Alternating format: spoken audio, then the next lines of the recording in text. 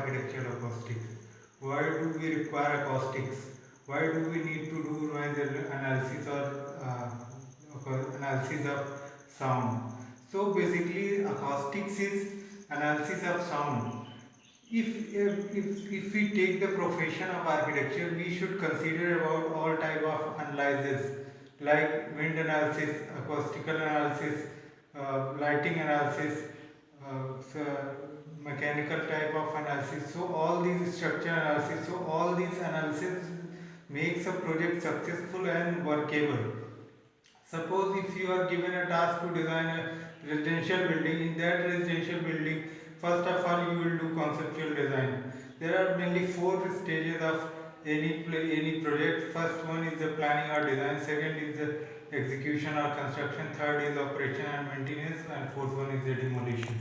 So in first phase, in planning or design, the first important thing is to do different type of analysis.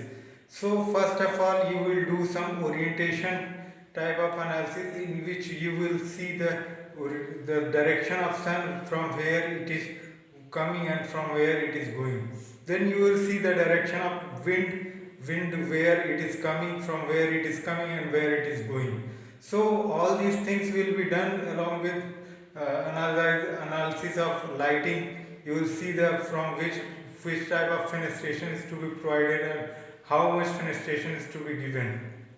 So all these analysis is done for residential building, and apart from this you will have to do some structural type of analysis, in which you will design your beam, column, slab, all these things, so that your project do not fail in structural type of analysis, in structural failure.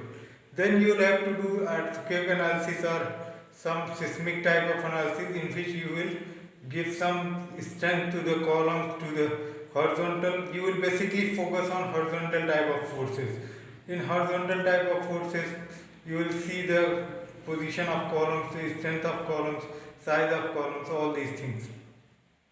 Along with that, if you are given a task to design a hospital, so what are the measures you will take? What are the steps you will take? In that phenomena, in that scenario, you will have to do all these types of analysis, like structural analysis, lighting analysis, weld analysis, orientation analysis, all these types of analysis. But along with that, you will have to see the comfortness of how patients will feel comfort, how they are going to get comfort from noise.